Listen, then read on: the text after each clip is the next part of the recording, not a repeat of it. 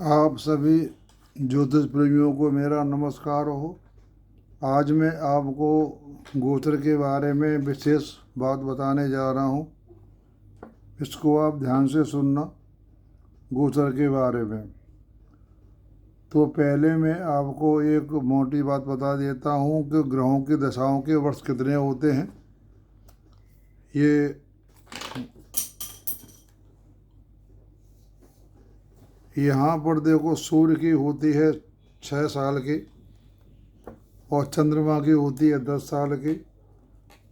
मंगल की होती है 7 वर्ष की। बुध की होती है 17 वर्ष की।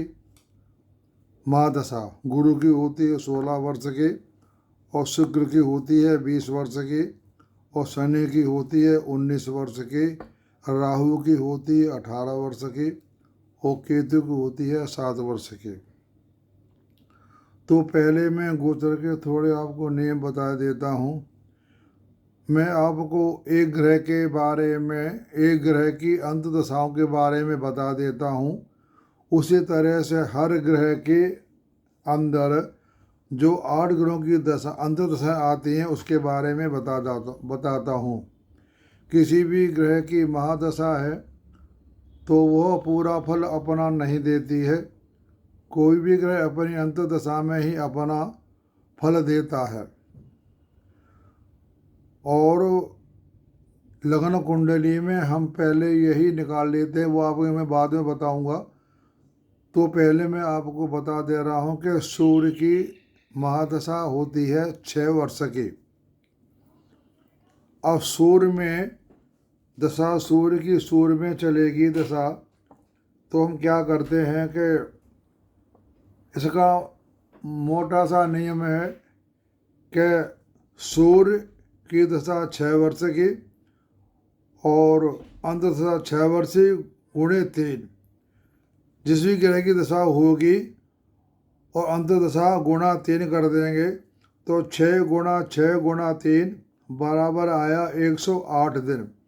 108 दिन के हमने ये दिन आए, इसके हमने महीने बनाए। तो महीने में बनाने के लिए हमने इसमें 30 का दे दिया भाग। जब 30 का भाग हम देंगे तो इसमें आएंगे 3 माह और जो 3 बचा, जैसे 3 बचा है तो उस 6 बचा है शेष, उस 6 में गुणा करेंगे 3 का तो वो हो गए 18 दिन। तो इस तरह से 3 महीना 18 दिन दशा हो गई। और हम इस 18 इसकी टोटल दशा हो गई 3 माह 18 दिन। इसको हम कुंडली के जो 12 भाव होते हैं उसके लिए हम इस ग्रह को 12 में भाग देंगे तो उसका आया 7.5 दिन। यानी एक ग्रह एक भाव में उसकी दशा मानी जाएगी 7.5 दिन। उसी तरह सूर्य में चंद्र की लेंगे तो 6 दशा सूर्य की, 10 महादशा चंद्रमा की, 6 गुणे 10 गुणे 3 बराबर 180 आए। 180 में हमने 3 का भाग दिया 30 का तो 6 माह आए और 6 माह में हमने 12 का भाग दिया भाव के लिए तो 15 दिन आए। तो इस सूर्य में चंद्र की जो हम गोचर निकालेंगे, यानी एक भाव में चंद्रमा के 12 दिन लगाएंगे। इस तरह से 15 दिन हो गए एक भाव के। उस तरह से सूर्य में मंगल की तो 6 गुणे 7 मंगल की गुणा 3 आया 120। इस 20 में हमने दे दिया 30 का भाग महीने बनाने के लिए। 4 माह आए, 4 माह में हमने 12 का भाग दिया 12 भाव में जाने के लिए तो आए 10 दिन। यानी मंगल की दशा एक भाव में 10 दिन चलेगी, उसके बाद दूसरे भाव में पहुंच जाएगी। उसी तरह सूर्य में राहु, सूर्य 6 राहु 18 वर्ष गुणा 3 324 आया। 324 हमने 30 का भाग दे दिया तो आया 108। इसमें हमने भाग दिया तो आया 10 माह और ये 3 को हमने गुणा कर दिया 3 से 24, यानी 10 माह 24 दिन हो गए और इसे हमने 12 का भाग दे दिया तो आए 27 दिन। यानी सूर्य के अंतर्गत राहु की जो अंतर्दशा होगी वो एक भाव में चलेगी 27 दिन। इस तरह से 12 भाव में जब ये पूरी दशा घूम जाएगी तो 10.8 हो गया। उसी तरह से हम लेंगे गुरु की दशा होगी 16 वर्ष की। सूर्य की 6 गुणा 16 गुणा 3 288। 288 हम भाग दिया 30 का तो 9.6 माह हो गए। 9 माह में हम बचे 3 तो 9 माह और 3 6 में गुणा किया 3 का तो 18 दिन। तो 9 माह 18 दिन में जब भाग दिए हमने 12 का तो आए 24 दिन। यानी एक ग्रह एक भाव में रहेगा 24 दिन, उसके बाद वो दूसरे भाव में पहुंच जाएगी। ये भाव के बारे में अभी मैं आपको बाद में बताऊंगा। उसके बाद चले सूर्य में शनि। सूर्य 6 वर्ष शनि 19 वर्ष गुणा 3 342 आया। 342 में भाग दिया हमने 30 का तो 11.4 आया। 11.4 में हमने बनाए महीना दिन तो जो इसमें आया 11 माह 12 दिन। 11 माह 12 दिन को हमने बांटा 12 भाग में तो आया 28.5 दिन। इस ग्रह की शनि की दशा एक भाव में 28 दिन रहेगी। अब चलते हैं बुध की। तो 6 गुणे 17 बुध की हो गई गुणा 3 306 आया। 300 भाग में हम 30 का भाग दिया 10.2 आया। 10.2 में हमने किया 10 माह ये हो गए और 2 में गुणा किया हमने 6 का तो 6 दूनी 3 दूनी 6 तो ये 10 माह 6 दिन।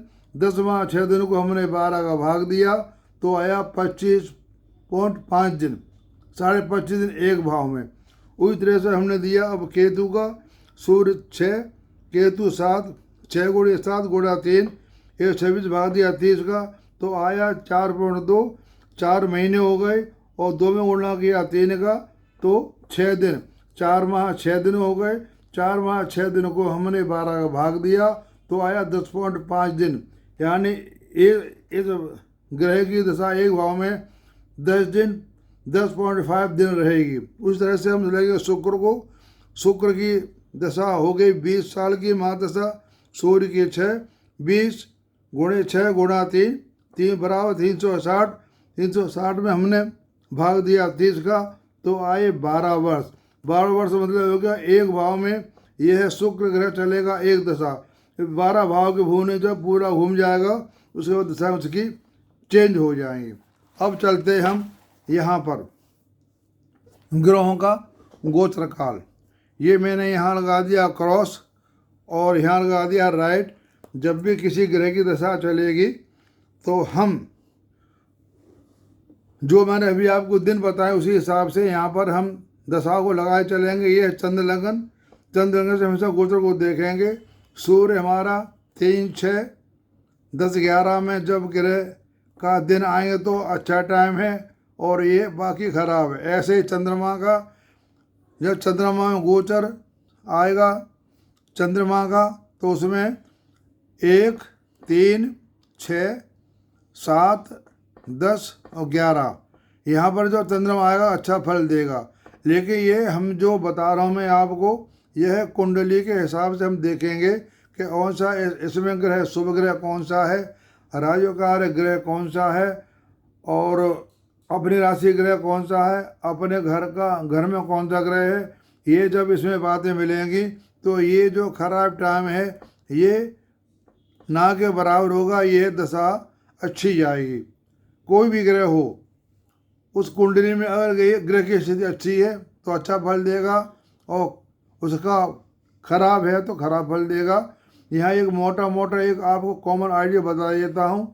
मंगल की हमने अंतर्दशा किसी ग्रह के अंतर्गत लेनी है तो उसमें 3 6 11 में जब मंगल आएगा अच्छा फल देगा। उसी तरह से चंद्र लग्न से जब बुध की अंतर्दशा आएगी तो 2 4 6 7 8 में जब ये ग्रह आएगा अच्छा फल देगा, बाकी में खराब फल देगा। उस तरह से जब चंद्र लग्न से गुरु की अंतर्दशा आएगी तो 2 5 7 9 11 में अच्छा फल देगा, बाकी जगह अच्छा फल नहीं देगा।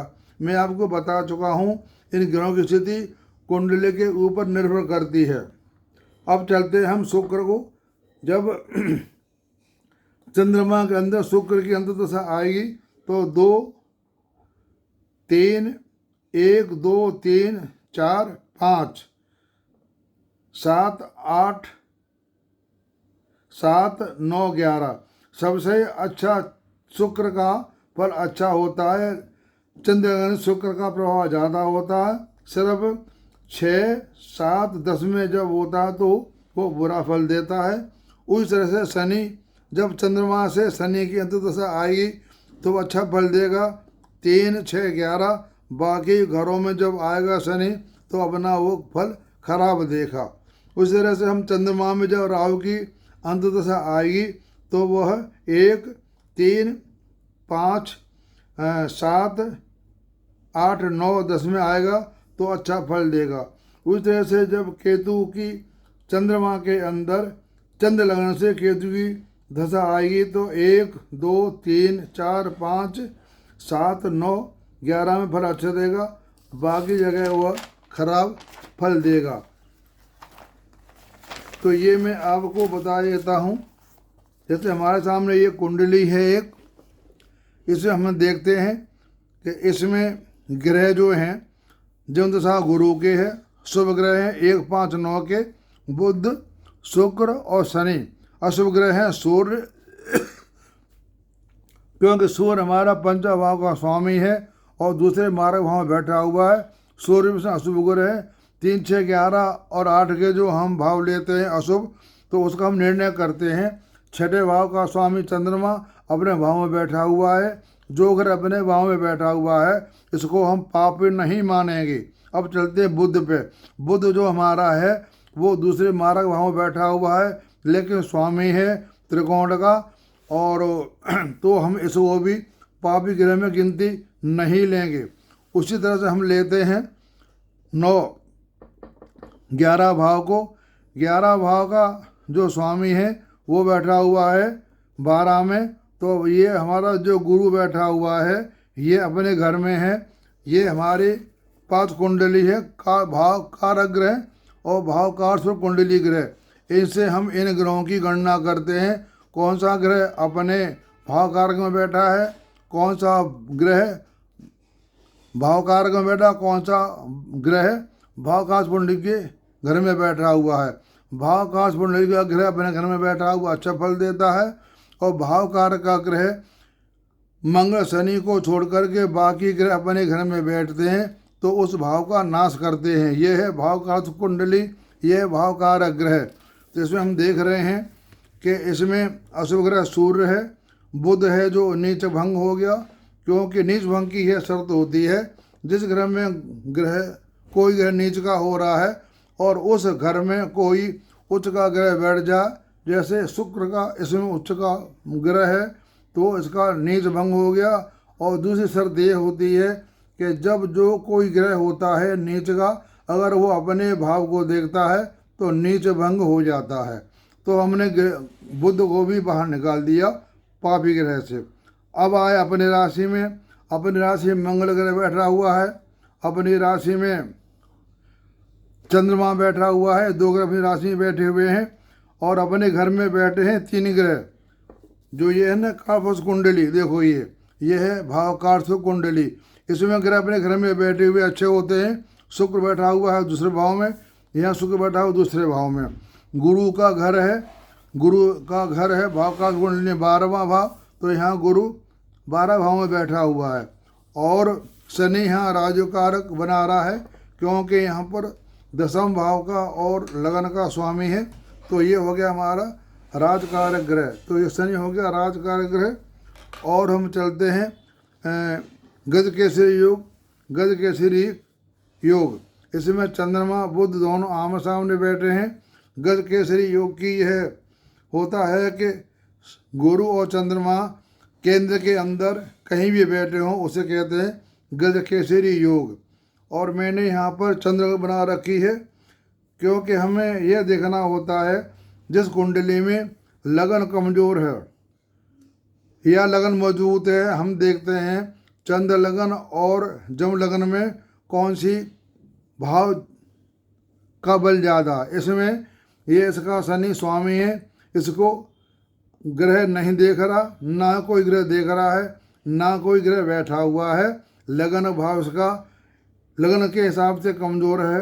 लेकिन यही बात जब चंद्र कुंडली में जाते हैं तो चंद्र कुंडली चंद्रमा अपनी राशि में बैठा हुआ है, गुरु चंद्रमा एक दूसरे को देख रहे हैं, तो इस कुंडली की चंद्र लगन मजबूत है।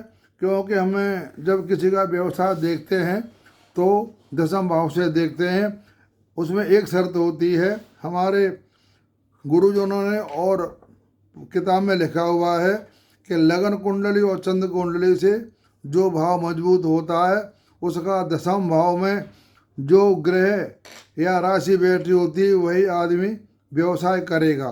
तो इसमें लगन भाव कमज़ोर है, चंद्र कुंडली इसमें मजबूत है।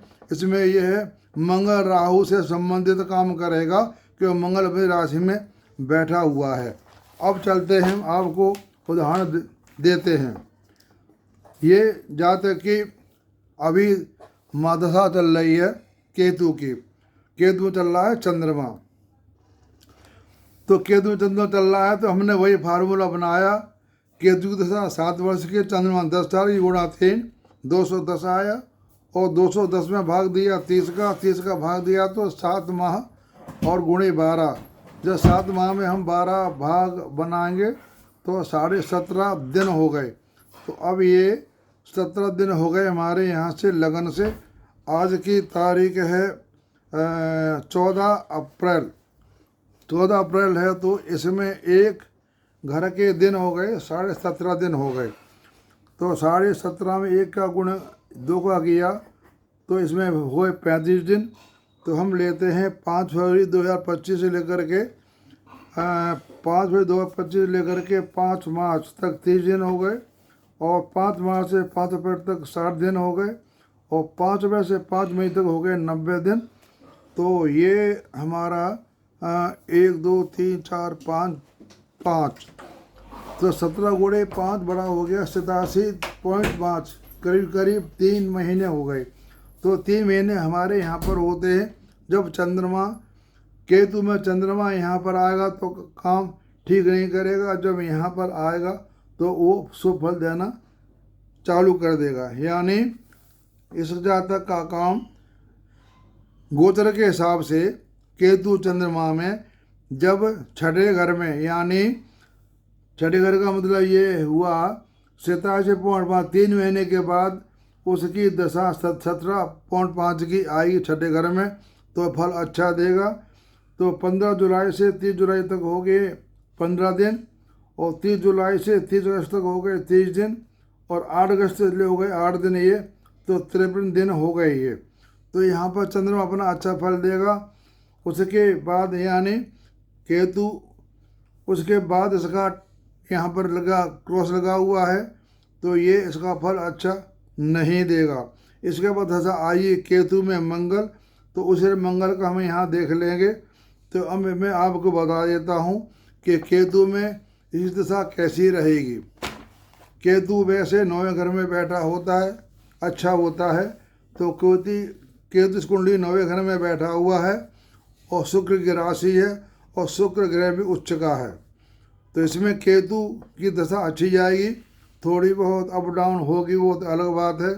केतु दशा अच्छी जाएगी, केतु में दशा चंद्रमा की अच्छी जाएगी, केतु दशा मंगल की अच्छी जाएगी।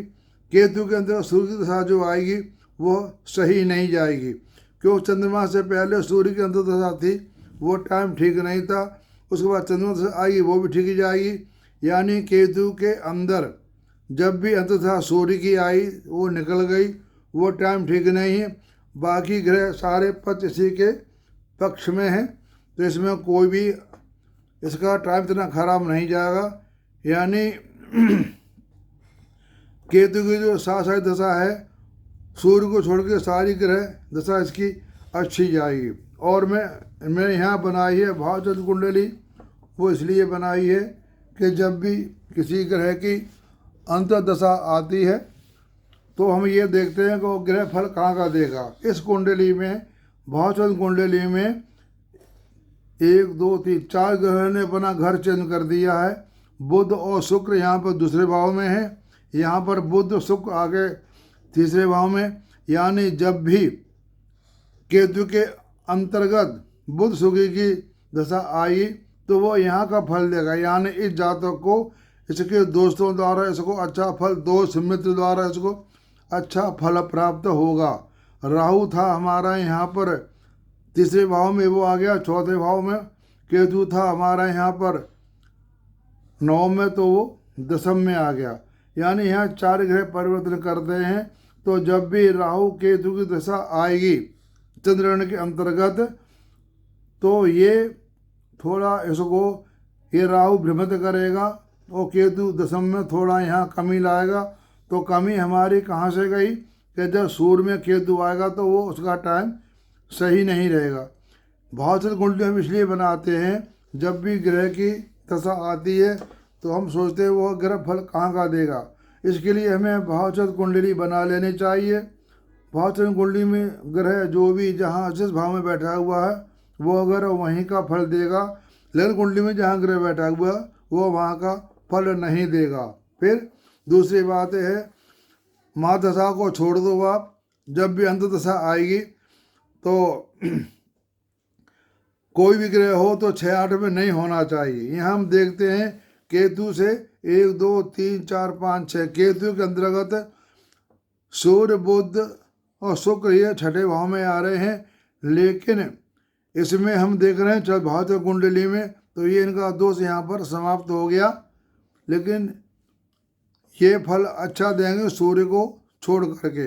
यानी कोई किसी भी ग्रह की अंत दशा आई और वो 6 8 में बैठे हुए हैं तो वो फल अच्छा नहीं देंगे, या द्वादशेश हो तो फल अच्छा नहीं देगा, अष्टमेश हो तो फल अच्छा नहीं देगा, छठा भाव का स्वामी वो अच्छा फल नहीं देगा।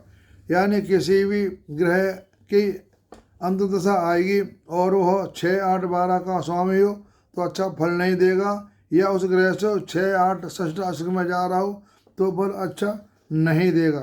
तो ऐसे आप किसी भी ग्रह के आपने गोचर देखना है। गोचर हमने जो पंचांग में आता है गोचर पद्धति, वो हमने नहीं लगाना है। हमने गोचर यहाँ लगाना है। जो मैंने आपको ये है भाव बताए थे इस तरह से, इनकी दशा ले करके ये हमने गोचर लगाना है।